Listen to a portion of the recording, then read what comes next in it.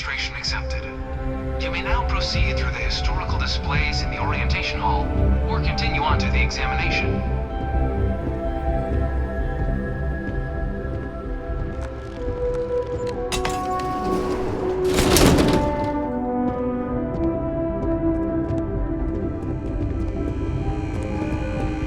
In 2150, humanity learned the Earth's magnetosphere would collapse sometime in the next half-century, eliminating all life on the planet.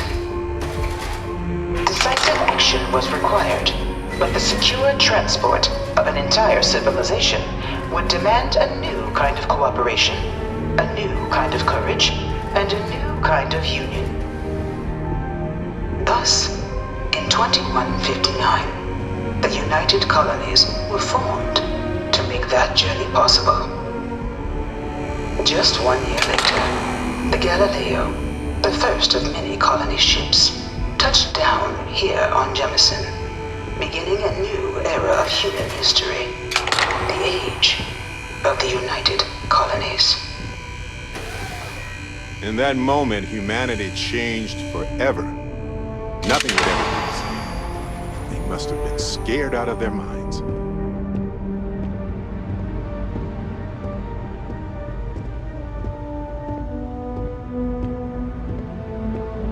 From their foundation, the United Colonies strove to provide all their citizens with opportunity, security, and peace.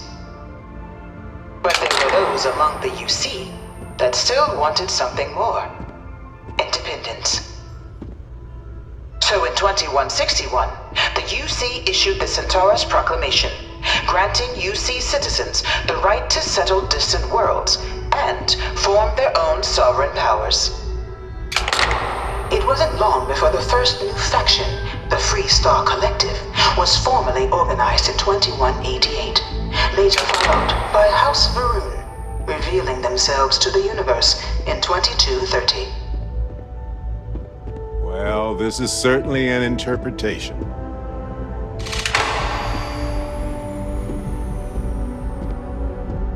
It was only in 2230 that the faction known as House Varun first made contact with the rest of the settled systems.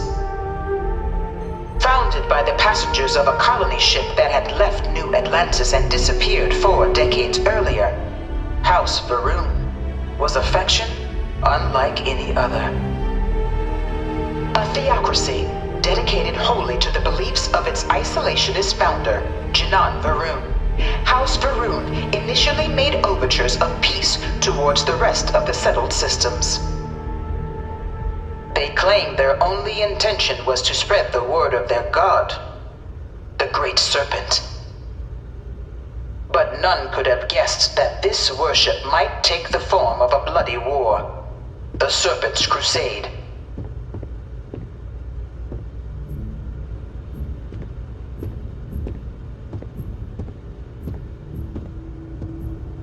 The Freestar Collective was initially founded in 2188, when the citizens of Aquila banded together with the pleasure city of Neon in mutual defense. But in 2194, after the deployment of a UC medical star station in orbit around their world, the citizens of Narion also requested to join the collective. The resulting rise in tensions between the Freestar Collective and UC culminated in the settled system's first intergalactic conflict, the Narion War. Despite a decisive victory by the UC, the colonies permitted the citizens of Narion to join the collective, forming the basis for the fiercely independent union that persists to this day.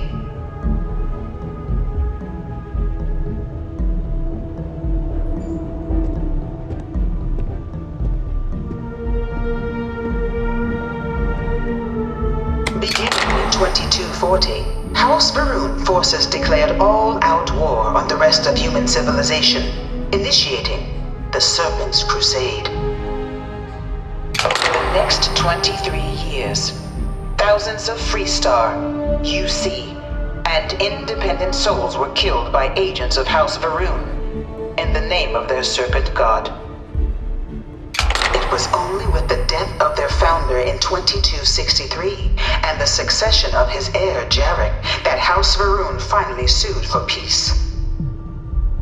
There remained, however, select members of House Varun who refused to recognize the cessation of hostilities their leaders established. Even after House Varun's mysterious disappearance, these zealots remain a threat to all who encounter them. Their pacification, a goal of all space.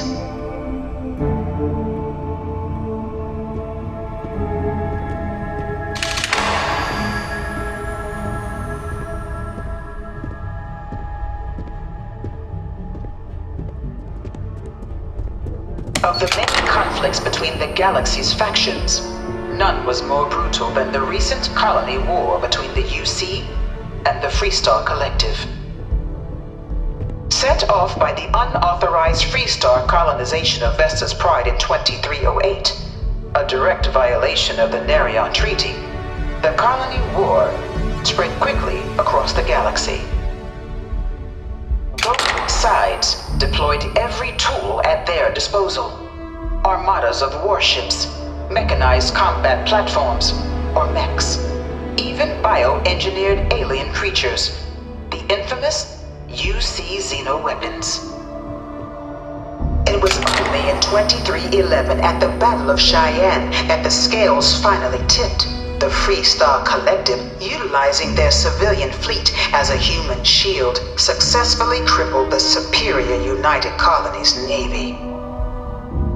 After their shocking victory against the galaxy's greatest navy, the Freestar Collective offered terms of peace, which the colonies, out of an interest in staving off any further human costs, accepted. The galaxy has been rebuilding ever since. Omitting the verifiable facts about a conflict only ensures a repeat performance.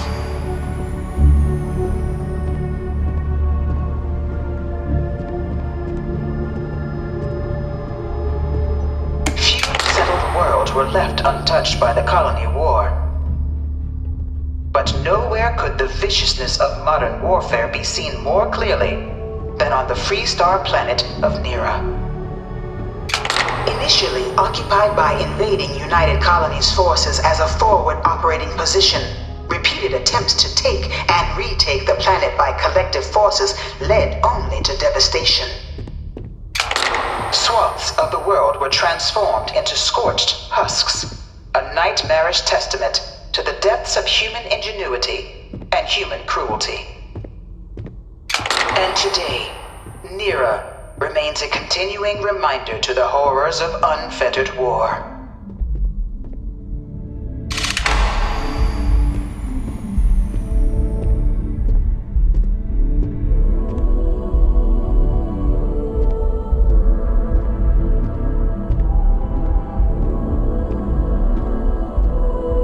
This thing's like an artist's rendition, right? No animal can be this ugly in real life.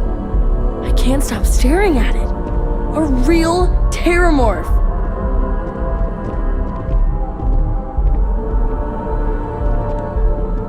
In the midst of the colony war, a different kind of tragedy struck the UC city of Londinian.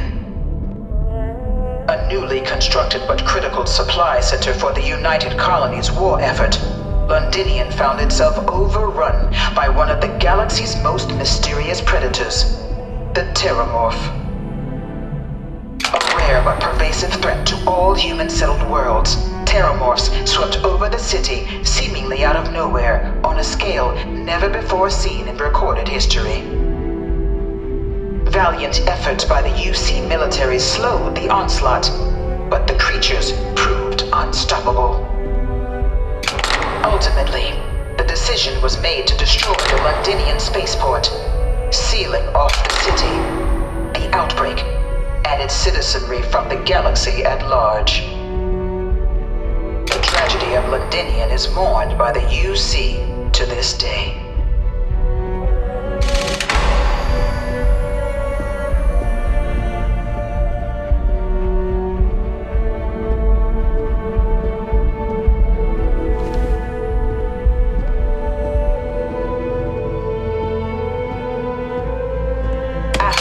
devastation wrought by the Colony War, the UC and the Freestar Collective came together to ratify a treaty that became known as the Armistice.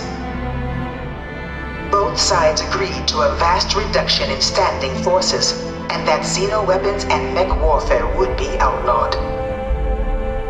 All related research was sealed away, accessible only in cases of dire emergency. But the Collective had another demand, that the active commanders of the UC military stand trial for their actions. The United Colonies, in the interest of peace and galactic security, agreed. In 2311, 3 United Colonies senior officers were found guilty. Commander Henry Durant, General Indira Rastogi, and Fleet Admiral Francois Sanon, known better as Ve Victus. All were sentenced to death for their actions, bringing the colony war to a close and returning peace to the galaxy at long last.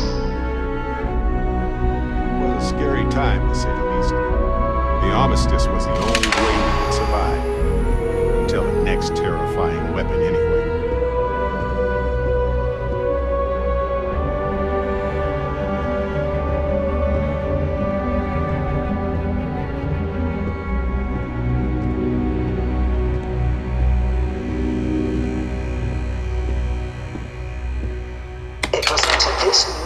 That the Vanguard was born.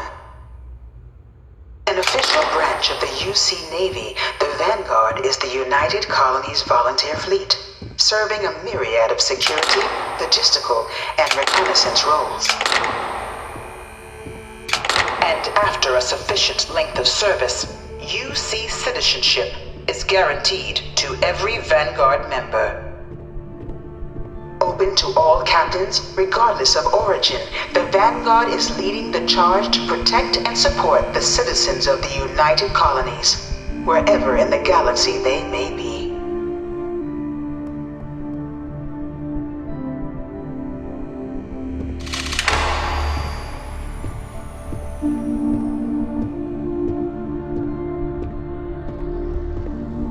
No one is born a United Colonies citizen. Only through service to the UC can one hope to earn one's citizenship.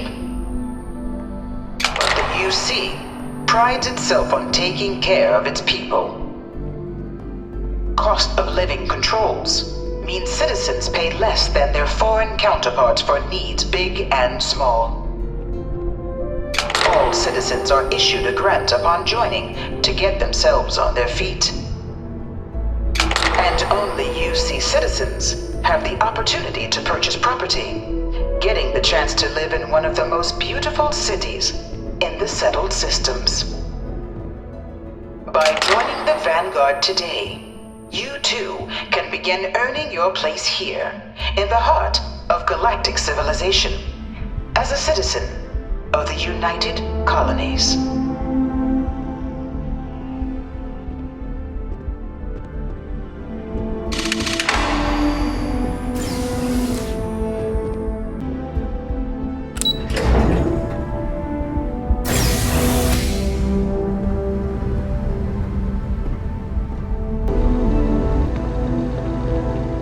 You must be our new applicant. I'm Proctor Samuelson. The simulator's already been prepped. You can head in whenever you're ready. The simulator is designed to be a near-perfect replica of a Class B Deimos hoplite, the United Colonies' standard destroyer model. It's been tuned to provide a challenging but fair fight against the enemy squadrons you'll encounter inside. While I can't answer that question directly, I will say this. Due to the solitary nature of our work, resourcefulness is a critical tool in any Vanguard pilot's repertoire. You're permitted, even encouraged, to use whatever tool you're able to find in there. Of course, you'll be running through a high-realism combat flight simulation, engineered by members of the UC science staff, right here in Mast. Your task is to defeat at least 3 tiers of simulated opponents. Accomplish that and you pass the exam, and can then proceed on to your probationary mission. However, if you defeat more than 3 tiers of enemies, your required enlistment time for citizenship will be reduced, and your enlistment bonus increased. But you're welcome to try as many times as you like before returning to Commander Tuala to proceed on to the next step in your application process. We'll only keep the highest score you manage to achieve in there. All right then.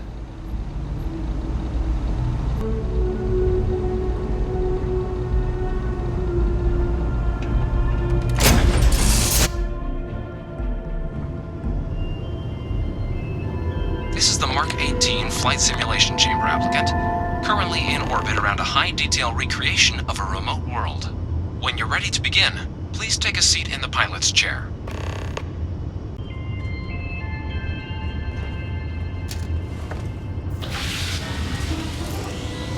Your exam is simple. Defeat as many tiers of opponents as you can before your ship is disabled. You must defeat at least 3 tiers of opponents to pass the exam. Good hunting, applicant.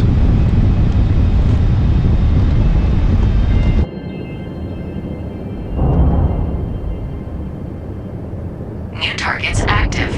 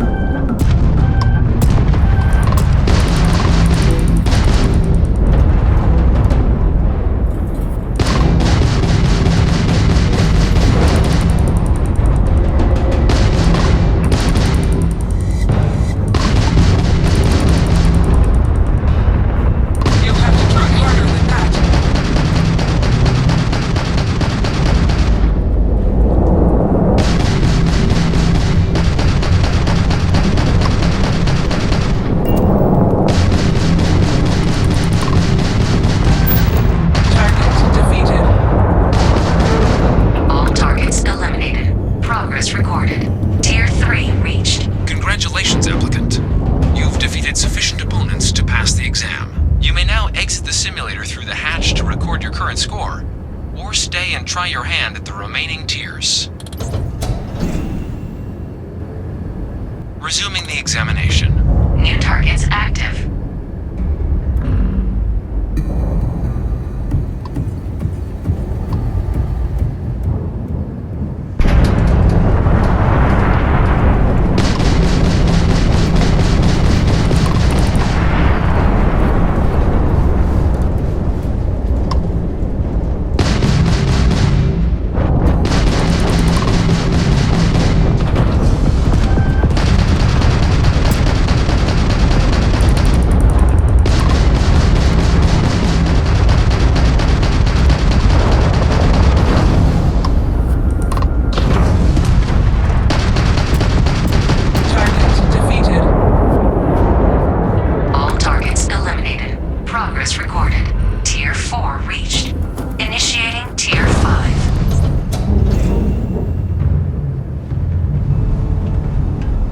Congratulations, applicant. You've passed.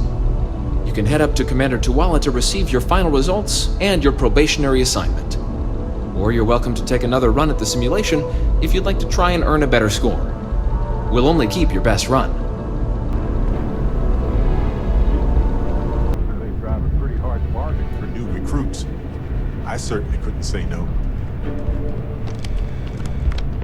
Well, look who's back. Everything go all right with the exam? Or did you have some questions you needed answered first? Military used to have a pretty narrow view of where the best pilots came from. In their eyes, it was UC or bust. The creation of the Vanguard was an acknowledgement by the brass that maybe not all the galaxy's greatest pilots went through a UC flight school. So it's the Vanguard's job to find them and get them to fly for us.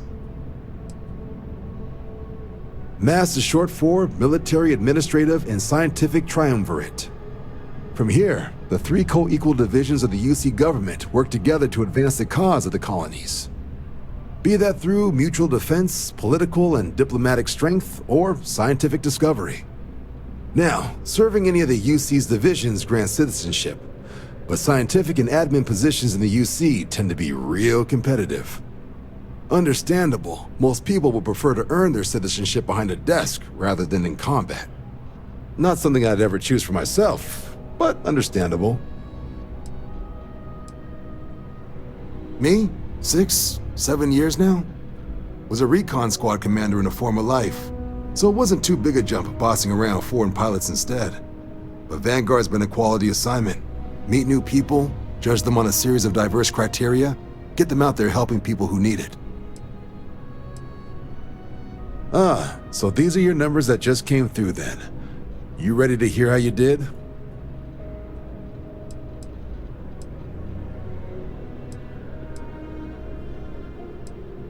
Then let's get to them. So, looking at the data?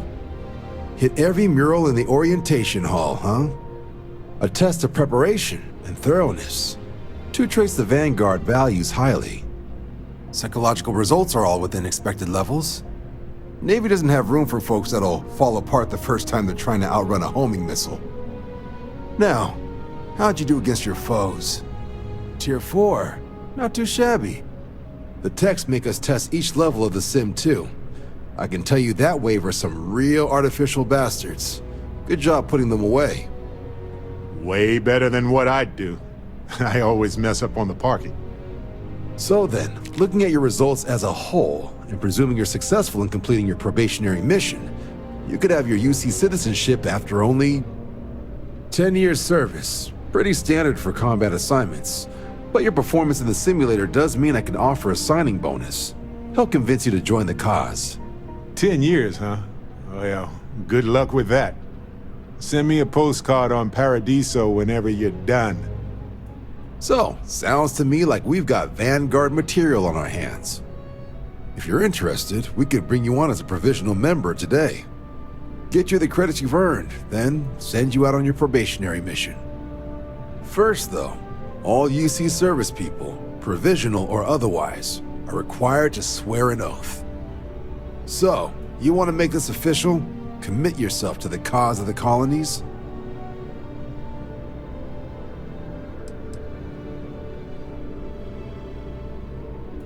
You're not in the Freestar Collective here. Vanguard keeps its work above board. You want in, you have to do the same as everyone else. And that starts with the oath. Fantastic. Then just follow me.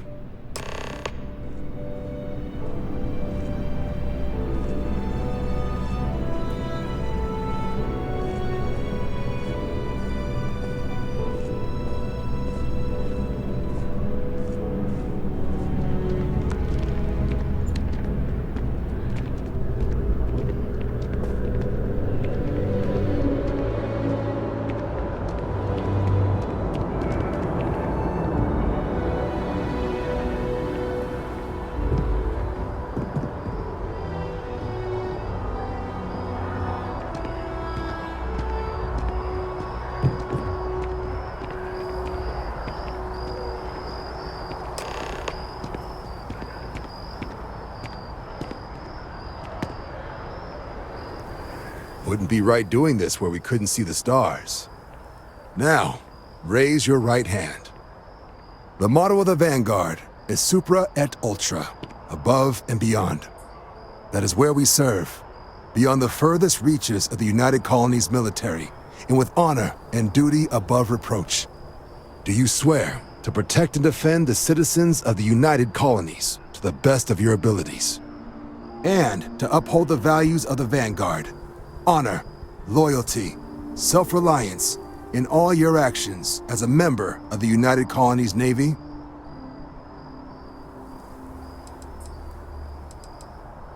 Then let me be the first to officially welcome you to the United Colonies Vanguard.